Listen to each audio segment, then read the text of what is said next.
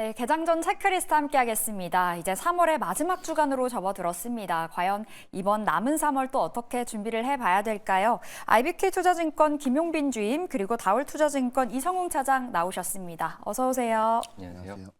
네, 이번 주 준비 들어가 보겠습니다. 체크리스트 열어볼게요. 자, 오늘의 첫 번째 체크리스트 살펴보면요. 2,800을 향해서 기대감 커지고 있습니다. 그런데 재료가 좀 어느 정도 소멸이 된 이 시점에서 이번 주의 전략 챙겨보도록 할 텐데요. 자, 먼저 우리 차장님과 이야기 나눠볼까요? 2,700 안착 여부도 중요할 것 같고요. 또 2,800을 향해 좀 강하게 치고 올라갈 수 있을 만한 재료도 있을까요? 어떻게 보세요, 이번 주? 재료가 좀 딱히 있다고는 생각은 안 되고 있고요. 예. 그냥 그 전에 약간의 증시를 눌렀었던 그 이벤트들이 종료가 됐고 이 결과가 약간 위험 자산 선호 심리 쪽으로 바뀌었다라고 좀 생각이 되고 있거든요. 뭐 그렇기 때문에 2,700선 안착에 대한 가능성은 굉장히 높고 그리고 이 부분이 2,800선의 돌파에 대한 부분이 이어질지는 어떤 이벤트라기보다는 그동안에 우리나라 증시가 미국과 뭐 일본의 어떤 다른 국가들에 비해서는 주가 많이 안 올랐던 건 사실이기 때문에 예. 이 저가 매수에 대한 가능성이 굉장히 높기 때문에 2,800선에 대한 가능성이 좀 있다라고 지금 생각이 좀 되고 있어서 어떤 재료를 가 있다는 것보다는 그동안 억눌렸었던 저가 매수가 좀 많이 들어올 가능성이 예. 있지 않을까라고 좀 판단이 좀 되고 있습니다. 그렇다면 반도체 쪽으로 눈길을 줘봐야 될 텐데 원체 지난주에 중심엔 반도체가 있었기 때문에 근데 삼성전자가 개인의 매물벽에 부딪혀서 8만 원을 쉽게 돌파가 쉽진 않더라고요. 지금 이 시점에서 삼성전자에 대한 전략은 어떻게 세워봐야 될까요? 우선 삼성전자 약간의 좀 양면성 있는 것 같아요. 예. 우선 SK하이닉스랑 삼성전자를 비교를 많이 하시잖아요. 근데 우선 SK하이닉스 같은 경우에는 이 우선 사업 구조 자체가 반도체 쪽이 대부분이기 때문에 네.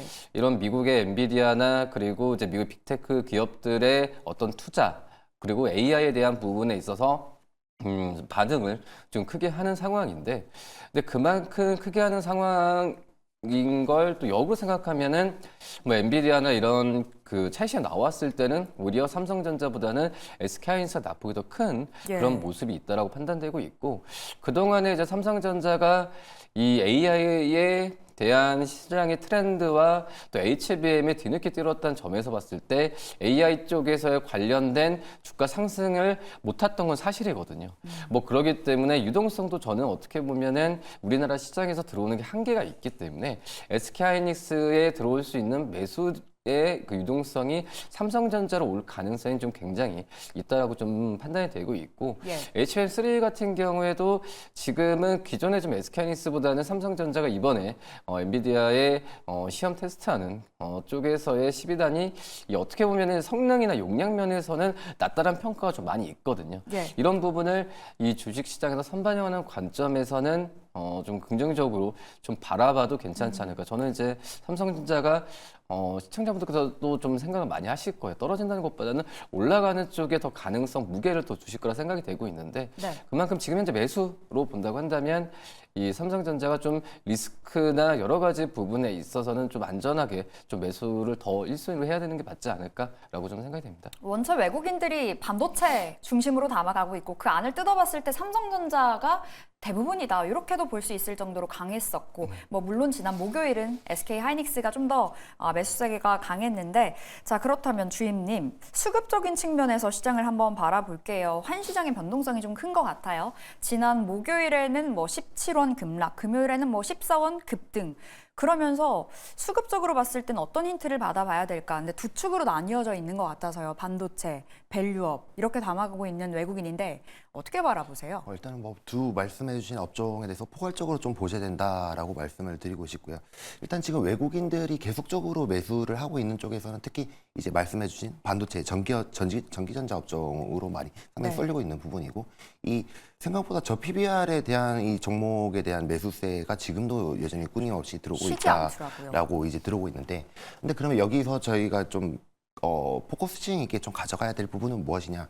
그러면 이 지금 특히 전기전자가 기대되는 부분이 일단은 뭐 AI 반도체인 부분도 있겠지만은 네. 결국에는 1분기에 대한 그 반도체에 대한 실적, 그 전체적인 코스피에 대한 실적 이런 부분에 대해서 이 기저주가 상당히 센 부분에 대해서 좀 몰두를 해봐야 될 것 같은데 그러면 이번에는 특히 1분기에 대한 실적 증명이 계속적으로 될 것이냐에 대한 체크가 좀 필요할 것 같고요. 그리고 물론 지난주부터 시작한 주총이지만은 이번 주에도 이제 계속적으로 이뤄질 주총에서 이 밸류업 프로그램을 지지할 수 있는 그런 주주 환원 정책이 기업들 간에 결국에 발표가 될 것인가. 예를 들어서 뭐 자사주 소각이라든지 배당 정책에 대한 발표 그런 증명이 계속적으로 돼야 된다라고 보이고 있고요. 그리고 외국인 수급관에서 이렇게 말씀을 해주셨었는데 지금 특히 외국인 수급 쪽에서도 대부분 이제 그 아메리카 계열 그쪽 이제 자금이 거래다라고 이제 의뢰 짐작을 하고 계시겠지만 생각보다 지금 유럽계 자금이 꽤나 센 부분이 좀 이례적이라고 볼 수 있겠습니다. 네. 특히 2000년 초반대 이후로 계속적으로 유럽계 자금이 좀 거의 한 80조 가량 계속적으로 순매도로 이렇게 나와 있었었는데 이런 자금이 좀 들어온다는 것에 좀 포커싱이 돼 있는 부분은 특히 저 PBR에 대한 그런 좀 기대감이 좀 상당히 높지 않나라고 좀 보이는 부분이고요. 네. 그럼 또 역으로 비춰봤을 때 이 유럽계 자금이 들어온다는 것은 특히 환율에도 사실 흔들리지 않고 좀 들어오고 있는 부분이 있거든요. 그렇기 때문에 환율만 좀 안정이 된다면은 특히 좀 기존에 들어왔었던 외국인의 자금도 추가로 들어올 수 있기 때문에 이 지금 외국인의 순매수 여력은 생각보다 좀 더 남아있다라고 보시는 게 좀 적합할 것 같다라고 말씀드리고 싶습니다. 그러니까 외국인들의 자금이 뜯어놓고 봤을 때 미국계 자금이 아니라 유럽계 자금 쪽으로 좀 더 치우쳐져 있는 건 굉장히 이례적이라는 말씀이신 네, 거죠. 맞습니다. 그렇다 보니 외국인들의 수급은 좀 더 이어질 거다. 기대감을 갖고 시장 바라보자로 해석을 해볼 수 있을 것 같은데 그렇다면 밸류업, 뭐 반도체도 말씀 주셨고요. 지금 4월 이제 다가오면 이벤트가 또 있잖아요. 밸류업 쪽으로요. 총선도 있고요. 밸류업 볼까요? 일단 밸류업 쪽에서도 계속적으로 좀 지켜봐야 된다라고 말씀을 드리고 싶고요. 어떤 종목 보세요? 일단은 종목 중에서는 일단 뭐 대장주인 삼성물산 이렇게 일단 보고 있습니다. 예, 삼성물산. 네. 삼성물산이 사실 주총 이후에 급락했었다가 또 다시 한번 회복을 해주는 흐름 보여주더라고요. 삼성물산 말씀 주셨고 반도체에서는 어떤 종목 바라보세요? 반도체에서는 원픽으로는 삼성전자 이거 원픽으로 하나만 삼성전자. 말씀드리고 싶습니다. 알겠습니다. 삼성전자와 삼성물산 받아봤습니다. 자, 그렇다면 우리 차장님과 조금만 더 이야기해볼게요. 앞서 SK하이닉스 말고 삼성전자 쪽으로의 자금 유입 뭐 조금 가닥을 잡아 주셨잖아요. 그러니까 지난주부터 봤을 때 확실히 SK하이닉스 쪽보다는 삼성전자 밸류체인 쪽으로 계속해서 주가의 탄력도가 보여지고 있고 전공정 쪽으로 그러니까 전통 반도체 쪽으로 다시금 시세가 나오더라고요. 이번 주 투자 방향을 전통 반도체 그러니까 주성 엔지니어링, 뭐 유진테크 이런 쪽으로 눈길을 접을까요? 그렇죠. 어떻게 보면은 이제 반도 장비주들 같은 경우에도 뭐 키 맞추기에 대한 부분은 일어날 거라 생각이 되고 있고요. 뭐 전공정, 후공정 전부 다 좀 좋다라고 생각이 되고 있지만 지금 마이크론 실적 이후에 발표 이후에 이 전공정 그동안에 좀 이 가려져 있었던 전공정 쪽으로의 이 종목들에 대한 관심이 지난 주 후반에 좀 있었잖아요. 이런 랠리 부분은 저는 있을 거라고 좀 생각이 되고 있고 물론 이제 이 후공정 쪽에서에 대한 기업들도 지금은 다시 계속 관심을 가져야 되는 상황이지만 예. 이 어느 정도 이제 비중은 좀 전공정 쪽으로도 좀 많이 줘야 되지 않을까. 특히 이제 삼성전자와 많이 좀 관련이 있는 이 전공정 기업들, 뭐 앞서서 말씀하신 주성 엔지니어링, 원익 IPS, 뭐 PSK 이런 종목들 같은 경우에는 좀 다른 후공정 기업들 대비해서는 한 번 더 매수에 대한 부분을 더 그 점수를 줘야 되는 게 맞지 않을까라고 좀 생각이 듭니다. 그렇다면 밸류업 쪽으로도 괜찮나요? 밸류업이 항상 위에 있죠. 그 다음에 이제 어떤 지금 말씀을 드렸었던 이 뭐 반도체 장비주들, 뭐 이 소재나 이쪽보다도 장비 쪽에 지금은 더 관심이 많이 가는 건 사실이라고 좀 볼 수 있겠고요.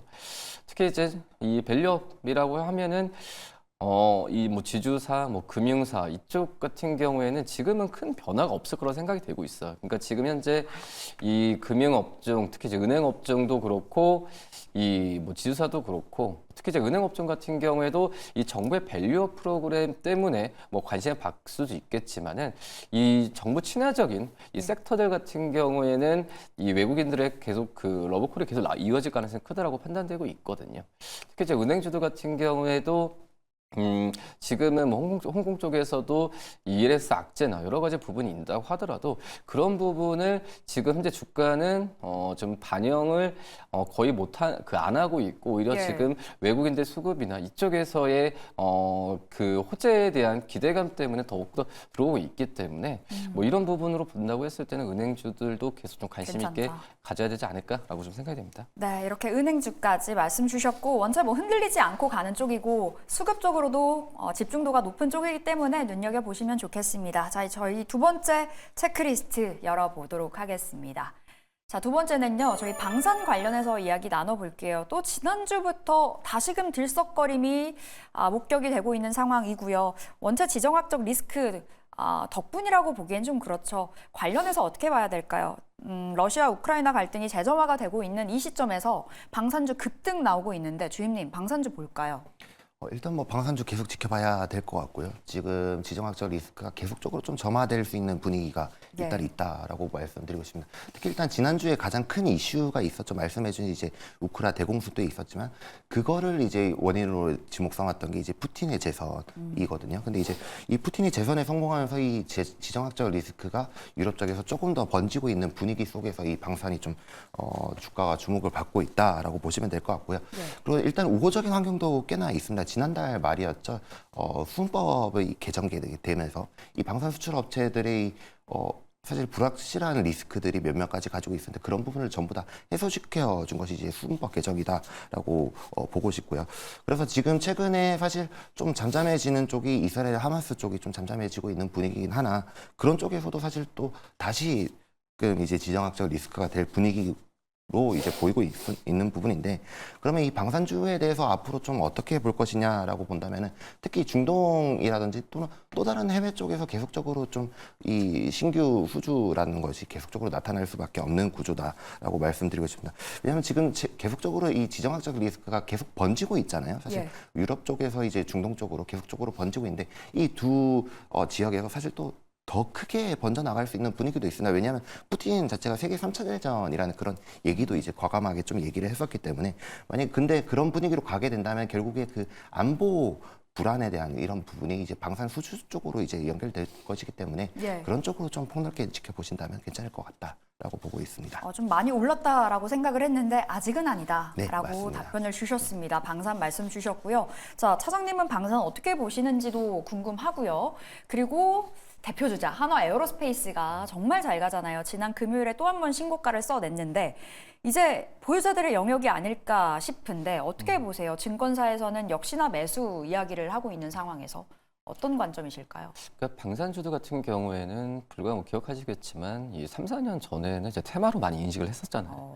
근데 이제 이 지역적 리스크가 많이 불거지고 우리나라에서도 이제 다른 섹터들 대비해서는 이 수출에 대한 성장성이 굉장히 높아지면서 하나의 어떤 효자, 어떤 수출 산업으로 좀 급부상한 상황이라고 좀 볼 수 있겠고요. 특히 이제 방산에 대한 이 실적도 실적이지만 지금 뭐 글로벌적인 그런 부분 앞서서 좀 말씀하셨지만은 뭐 푸틴 쪽도 그렇고 예. 이 트럼프 쪽도 대선에 의해서 이 나토에 대한 어떤 보조금이나 여러 가지 부분에 있어서도 이 지정학적 리스크에 대한 글로벌적인 이 투자에 대한 그러니까 투자라고 하는 거는 뭐 말은 좀 그럴 수도 있겠지만 이 안보에 대한 그 자금에 대한 집행은 글로벌적 정치에 계속될 가능성이 크다라고 지금 생각이 좀 되고 있는 상황이고요. 그리고 우리나라의 안에서 몇 년 동안에 이 세계 각국에서 인정을 좀 받았던 것 같아요. 뭐 이 가격 대비의 성능도 우수하고 그리고 이제 대량 납품 또 이제 납기에 대한 부분에 있어서 생산력에 대한 부분에서 인정을 좀 받았던 상황이기 때문에 뭐 추후에도 지금은 이런 분위기가 계속된다고 한다면 예. 이 수준은 계속되지 않을까라고 좀 생각이 좀 되고 있고요. 그리고 이제 하나 에어로스페이스도 지금 지난주 금요일에 또 신고가를 썼잖아요. 물론 이제 20만 7천 원을 터치하고 내려왔지. 빠졌어요. 예. 예. 근데 이제 증권사들 같은 경우에도 원래 그 전에 이제 목표 주가를 최고로 이제 19만 원 정도로 터치를 한 상태에서 이제 돌파를 한 구간에서 지금은 이제 20만 원, 22만 원, 23만 원까지 지금 목표 주가를 내놓고 있는 상태인데, 근데 이거 앞서서 제가 반도체도 얘기했고 방산도 얘기했지만 지금 질문에 대한 어떤 그 질문의 맥이 많이 올랐는데 네. 보유할까 그 매수할까잖아요. 근데 지금 현재 분위기에서는 우선 실적에 대해서 기대감이 큰 섹터들이 우선 주가 선반영되고 계속 올라가고 있으면 그런 종목들을 계속 유념해서 매수를 그 다음 문제로라도 보유자 관점에서는 계속 그 보유 관점을 유지하는 게 맞지 않을까라고 좀 생각이 되고 있고요.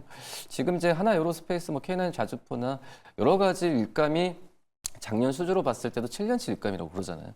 근데 이런 부분은 계속 쌓일 가능성이 있다라고 판단되고 있어서 하나 에어로스페이스 보유자 영역에서는 저는 계속 좀 그 어떤 순환의 관점도 시장에서 볼 수도 있겠지만은 예. 계속 보유 관점 유지하는 게 맞지 않을까라고 좀 생각이 됩니다.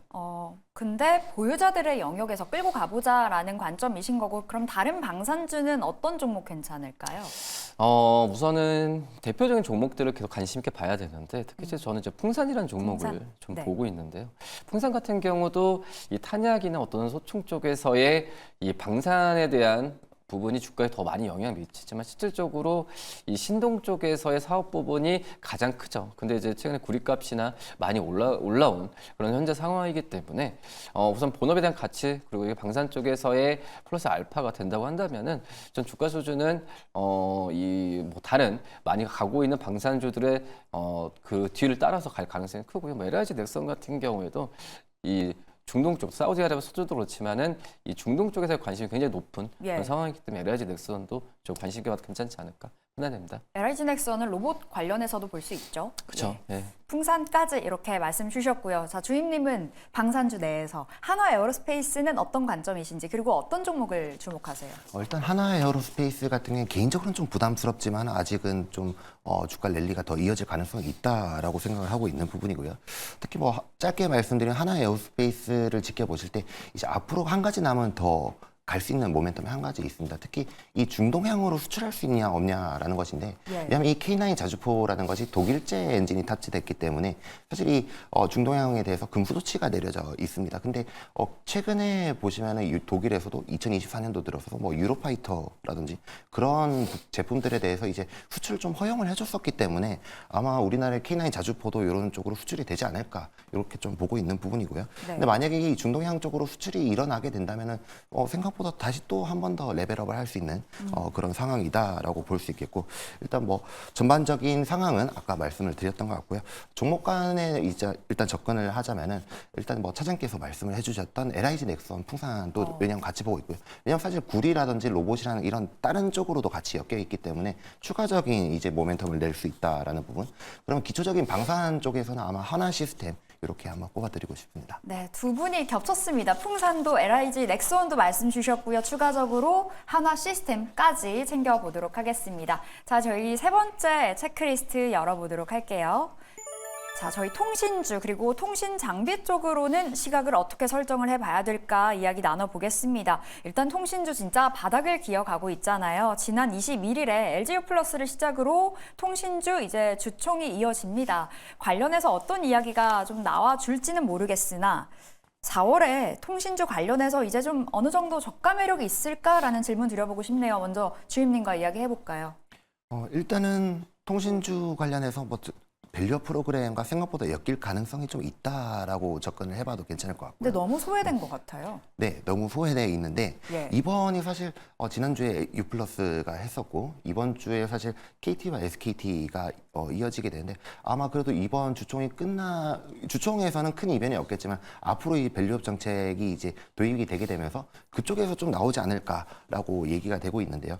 특히 일단 기대를 할 수 있는 부분이 좀 이런 쪽으로 있을 것 같습니다. 특히 통신주 같은 경우에는 다들 아시다시피 기초 체력에 대한 부분은 충분합니다. 왜냐하면 밸류업 프로그램을 이제 원활하게 진행하기 위해서 기초 체력도 일단은 중요한 부분이고, 그리고 기존부터 이 주주들에 대해서 배당을 생각보다 세게 때렸던 업종이기 때문에 이 밸류 프로그램에 대해서 본격적으로 좀 뭔가 해보고자 할 때 충분히 가능할 수 있겠다라고 생각이 드는 부분이고요.